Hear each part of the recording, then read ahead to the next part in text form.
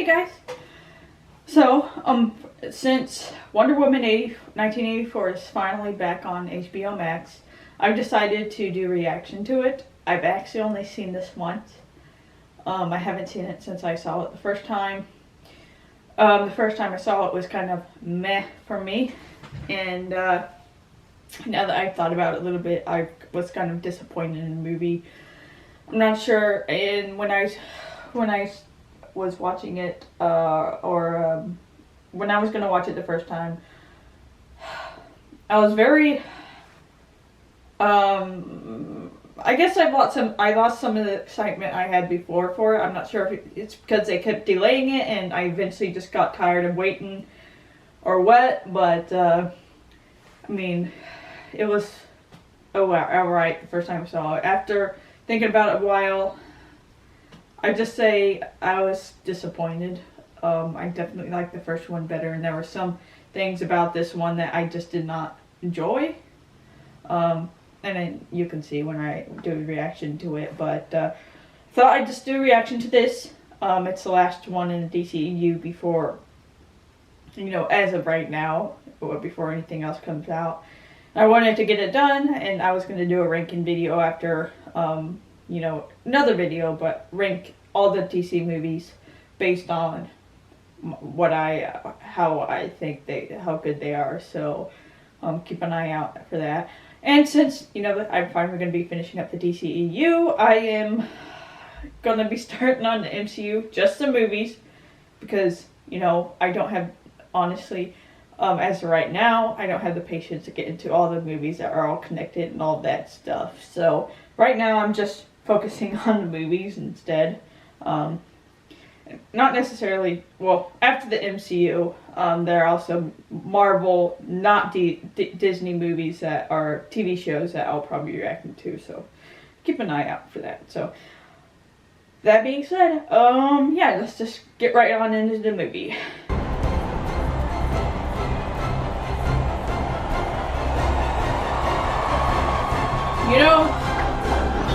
When I saw this opening sequence, I had such hope for the movie, but honestly, this is probably the highlight.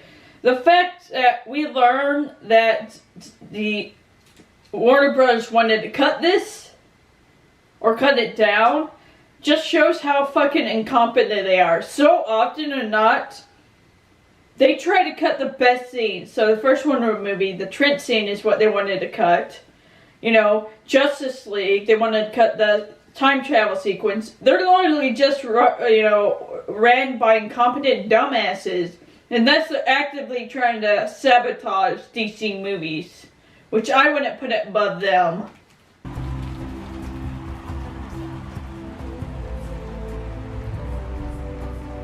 Oh. I've seen this contest. Antiope, still looking sexy as hell.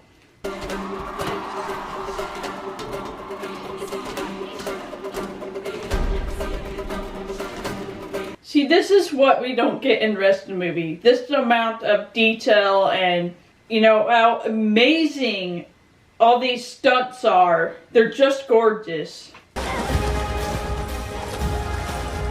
must admit, the little girl that plays young Diana is kicking ass right now.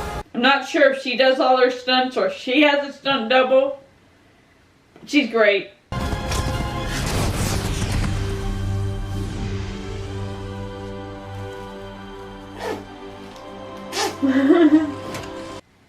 The chick holding blue flag was so happy.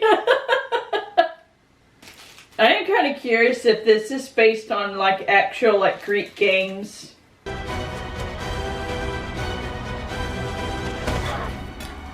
So I'm assuming that the whole reason that she does that is just so she can do the whole, oh well, you don't actually. It's pretty much just teach her a lesson that we're supposed to reference later on in the movie. Can't remember exactly what this is supposed to parallel or what. About cheating or something. Is it because, she uses the stone so that implies that she's like cheating by bringing her back her, Steve Trevor, and so she can't actually, have him.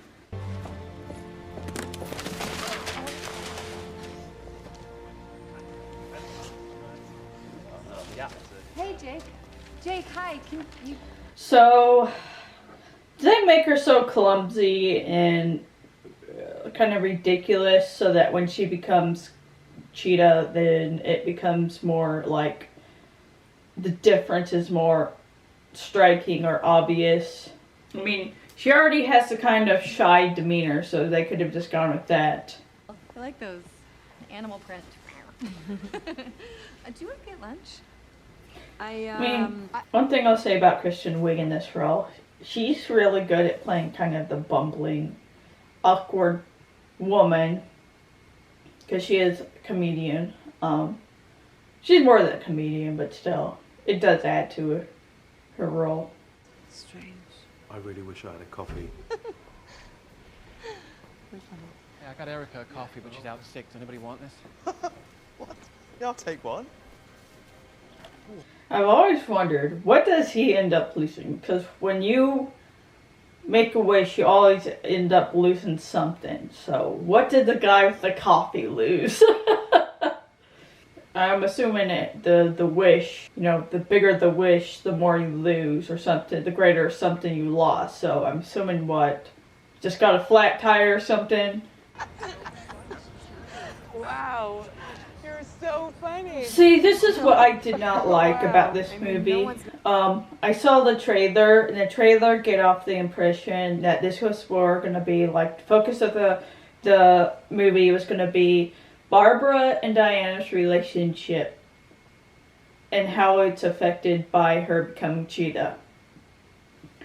But I mean, we do kind of get them getting closer, but then once Steve Trevor comes into the picture, that pretty much just disappears. The relationship, it becomes less of, two female friends having to try to, deal with one of them being a villain and the other, obviously, hero. And more of just, these female rivals. And it just was so disappointing. They could have just really developed the relationship, as friends. And it definitely would have more of an emotional impact at the end of the movie than it did. You are going to be so proud to be my son.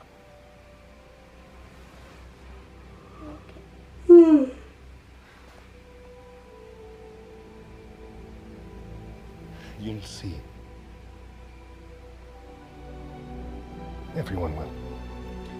See, the thing about this, I don't know if it was intentional or not, but that relationship between him and his son happened to be the more, I guess, impactful relationship on the show or on the movie, even more so than anything with Diana. Why did you say that? Don't say that to me. You don't even know me. Yes, I do.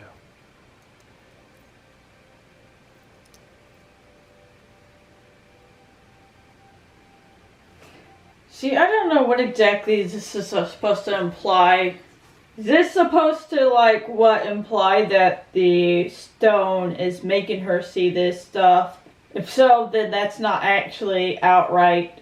I guess that's hard to infer, if you will. Instead of him just suddenly appearing to appear. So what? Does it require you to touch it for it to actually make her think that it's him? And why the hell did they decide to go this route? Because it just comes off creepy as hell. Why didn't they just make him pop up? Exist out of nowhere, unless they're trying to go for something more realistic, which it just comes off as so creepy. She's just fucking this dude who she thinks is Steve Trevor. I mean, for a futuristic time like this, 84? 1984. So she doesn't at all question that he just pops up, and she knows that he's was dead at one time, but she doesn't question it, doesn't try to find out why he came back. You know the problem I have with this? Ultimately, Steve Trevor doesn't have any impact on the story other than to do the whole fish out of water, except from his point of view now. And I don't think we really needed that. It just distracts, I guess, from the story. He's got it. I like him. That's a weird ass thing. They seem to know that he's in someone else's body. She seems to know that he's in someone else's body. And they're not weirded out by this. And she continues to fuck the dude, even though she knows he's in someone else's body. That's why this kept confusing the hell out of me. Because it doesn't seem like she, doesn't know that it's not really him. Come here. Marnie. Once again, this is uncomfortable as shit. It's supposed to be romantic, but it's really not. So what exactly is her power level? Obviously she has increased strength, but how strong is it? And obviously she's cheetah, so I'm not sure how strong cheetahs are relative to humans. I know they're faster, definitely, but... It's all art.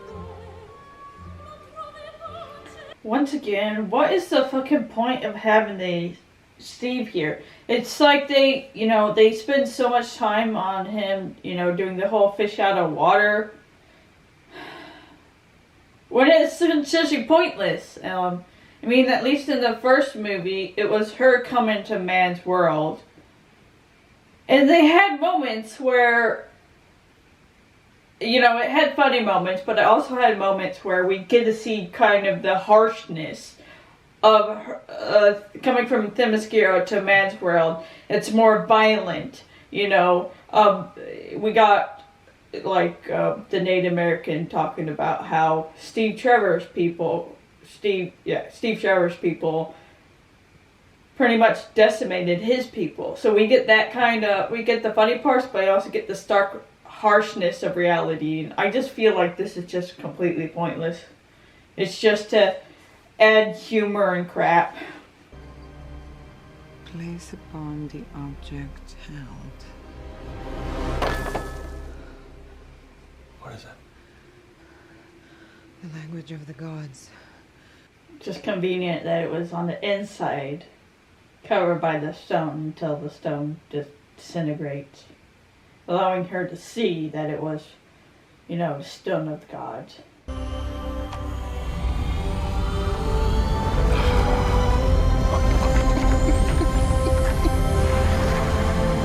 I don't know. The fact that you can easily, within few seconds, learn how to fly a jet.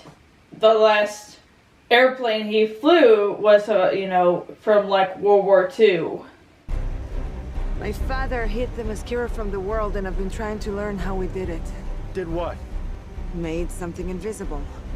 And in 50 years, I've only done it once. I do kind of like that because she's a demigod, she would have the powers of the gods, and so we actually kind of get to see that. And she's kind of learning her abilities as a demigod. That's one thing I like.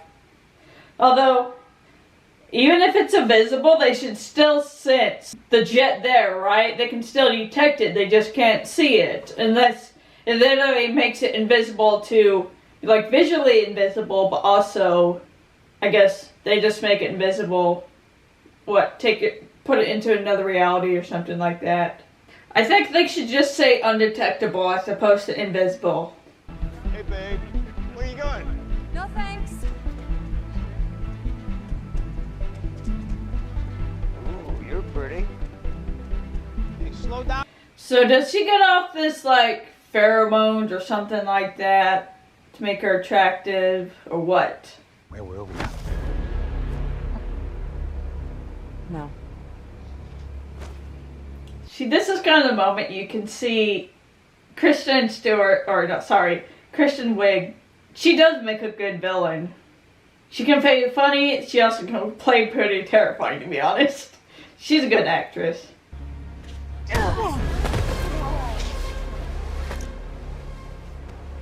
I love the music though. It's like that sting. It comes off very like terrifying. You see her descent into Cheetah. And frankly, I don't feel sorry at all for this shithead, so I'm enjoying this scene overall. That was kind of a cool, they like pan back and we just see him punt him and he's like goes flying across the screen. It really just shows how strong she is.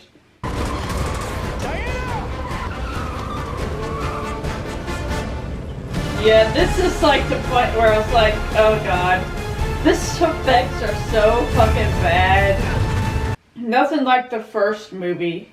I felt like the first movie acknowledged that kind of its limitations and was smart in how they used their, CGI, their effects. Yeah. I guess that's why they needed Steve Trevor, because when she loses her power, so he can come save her.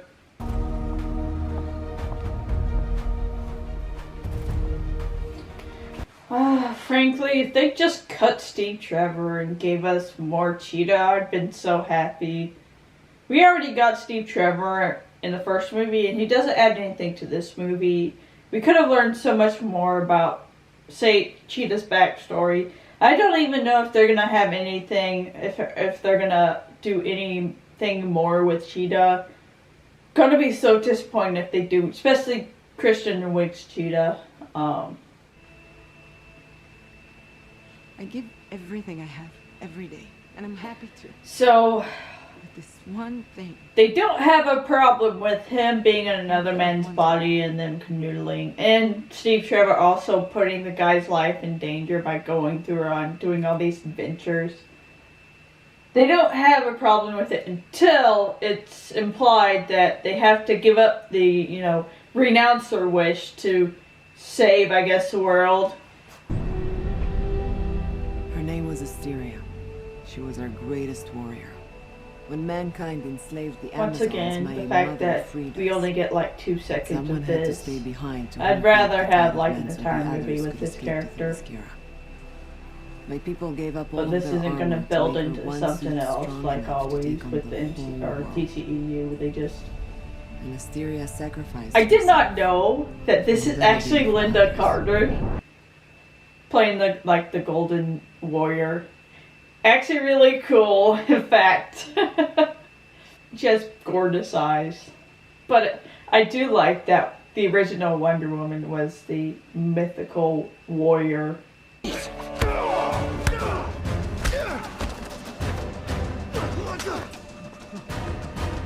I'm sorry, so all these, I'm assuming, secret agents, and Steve Trevor is able to hold his own against all of them.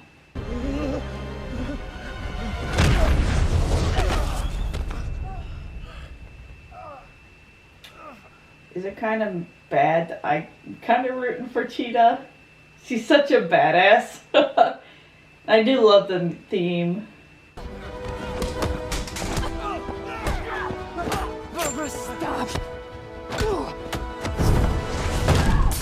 Once again, this might have been a little bit more emotional if we actually had gotten more with the relationship.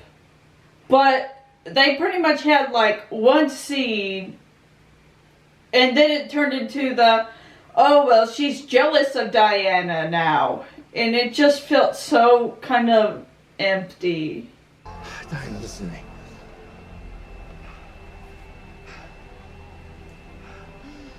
I had a great life. Thing is that they're just trying to redo the whole scene from the first movie, but it's just so much less emotional in this one.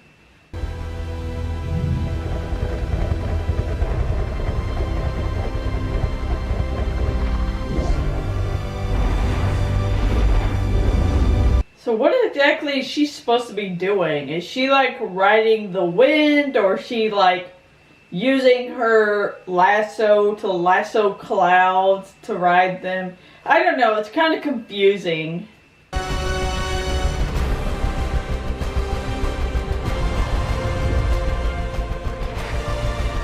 Question, why does she need the gold armor? Because she's gotten her powers back, right? And she doesn't know that Cheetah's claws, at least in the comics, I believe Cheetah's claws can hurt her. But she doesn't know that, so why is it she had the gold suit? Especially considering how she pretty much just after this completely just, it's pointless. Was it so that she could fly? Why didn't they just make her fly? Instead of being propelled by, like, I guess the wind. Barbara. Frankly, people complain about this look for Cheetah. I don't mind it. It's a mix of practical and effects. And this look right now is just kind of creepy as shit. Just kind of adds to, you know, kind of her badassness, if you will. I don't mind that. Barbara, I know you're in there. Please, please renounce your wish. It's over. Once again, this might be a little bit more emotional if we actually got more to the relationship. Because right now, they made Cheetah feel just like this B villain, as opposed to more of the main villain.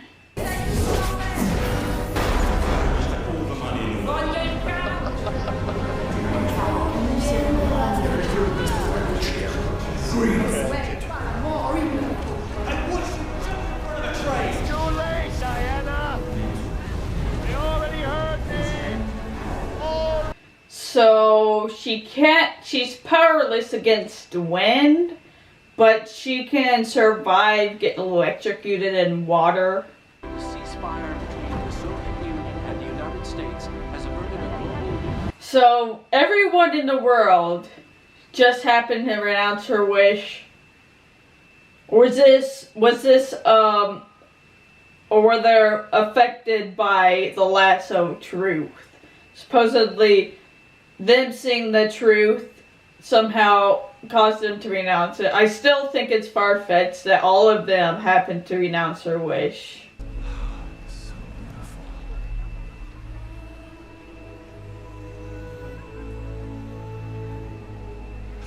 Sorry. Just talking to myself. It's alright. Okay, so does she actually remember him? Remember that Steve Trevor was in her body and she was banging him and he doesn't remember? This just comes off as so fucking awkward, to be honest. And now she's acting all, you know, nice and everything as if, you know... Yeah, like I said before, this was so disappointing for me because there's a few things. I mean, the one good thing I'll say, I did enjoy Kristen Wiig Cheetah. What I did not enjoy about it is that they really just feel they underused her. We didn't really get much about her background. I would have been fine if they just made her the main villain, but she was pretty much just a side villain. I mean, the first, like, I don't know, hour, it seemed like she was going to be the villain, but then she pretty much takes a backseat to Maxwell Lord, and she becomes kind of the crony, his crony. Even though she was, you know, the coolest villain. And I do think they focus so much on Max Lord. And then they introduced Steve Trevor again. And it just felt like they were trying to do way too much. It's like 2.5 hours long and it still feels rushed. Like the last 30 minutes, you know, it's like rushing to conclude the movie with, you know, doing the suit and then fighting Cheetah and then trying to stop Maxwell Lord and everything. And so that was kind of, yeah, it was just, why do I get the feeling that Johns obviously was trying to copy the success of the first Wonder Woman movie? We get Wonder Woman where she comes to man's world, we get the fish out of water, so they just try to copy that with Steve Trevor. we get Steve Trevor again, and so we get, like, most of the movie, he's just hanging out with Diana. And then, you know, there are other elements, like at the ending scene where she goes flying into the wind or whatever, and she hears a siren, she goes to fight it, just like in, like, the first one. It's just so often, it feels like they were just trying to copy the first movie. And it doesn't really work. It's because it's just, I don't know. Let's just say this movie was disappointing to me, and it was harder to get through the second time, and I don't think I really don't want to watch it through again. I mean, there are some scenes I'll probably rewatch, but the entire movie, not really. But yeah, since this is finally the last DCE movie as of right now that's out, I think I'm just gonna go and rank them. It'd be interesting to find out my taste. See if you can predict. If anybody wants to try to predict what my order is gonna be based on all my reactions down in the comments, that'd actually be kind of fun.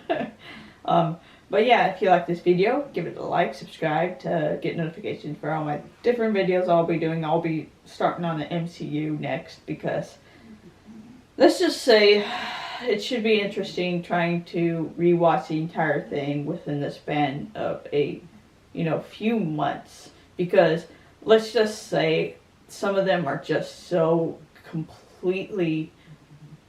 I watched them when I was like a kid, and I don't remember anything about them, so it should be fun to rewatch them and see how I feel about them right now. So, yeah, and yeah, you guys have a nice night. You stay safe out there, and I'll talk to you later.